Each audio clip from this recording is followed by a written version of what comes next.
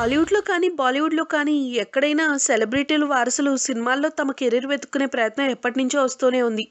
ఇలా ఎంతోమంది వారసులు ఇండస్ట్రీలో హీరోలుగా కానీ, వివిధ విభాగాల్లో కానీ స్థిరపడ్డారు. అయితే మరికొంతమంది మాత్రం తమకిష్టమైన కెరీర్ ఎంచుకుని అందులో స్థిరపడిపోతూ ఉంటారు. అందులో మూవీ మొగుల్ టి. రామానాయుడు మనవరాలు, నిర్మాత సురేష్ బాబు కుమార్తె మాళవిక ఒకరు. హీరో రానా సోదరిగా బాగా పరిచయమైన ఈమె దగ్గుబాటి వంశంలోనే బాగా చదువుకున్న అమ్మాయి. నిర్మాత సురేష్ బాబుకి ఇద్దరు కుమారులు రానా అభిరామ్ కన్నా కూతురు మాళవిక అంటే చాలా ఇష్టం. అందుకే మాళవికను ఎంతో గారాబంగా ప్రేమగా పెంచారు. ఇక తాతయ్య రామానాయుడు కూడా దగ్గుబాటి వంశంలో తొలి అమ్మాయి కనుక చాలా గారాబంగా చూసేవారు. చిన్నప్పటి నుంచే చదువులో టాప్లో ఉన్న మాళవిక మేనేజ్మెంట్ కోర్సులో మాస్టర్ డిగ్రీ అందుకుంది. ఆమెకి కావ్య కన్సల్టెన్సీ వంటి ప్రముఖ సంస్థలో జాబ్ వచ్చింది. అప్పట్లోనే ఏడాదికి ₹1,00,00,000 ప్యాకేజ్ కూడా ఆఫర్ చేశారు. అయితే జాబ్ చేస్తున్నప్పుడే అప్పటికి పెళ్ళైపోయింది. ఈ సంబంధం వెంకటేష్ భార్య నీరజ తరపు బంధువులు.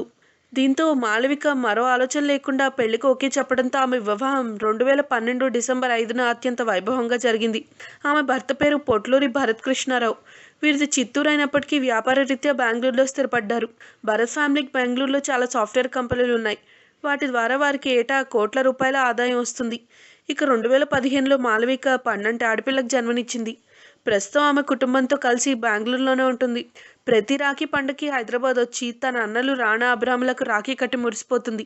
అలాగే బాబాయ్ వెంకటేష్ కొడుకు అర్జున్కు కూడా రాఖీ కట్టందే తిరిగి వెళ్ళదు. రానాకి చెల్లె అంటే పంచప్రాణాలు. ఆమె పెళ్లికి రానా దగ్గరుండి అన్నీ తానే చూసుకున్నాడు.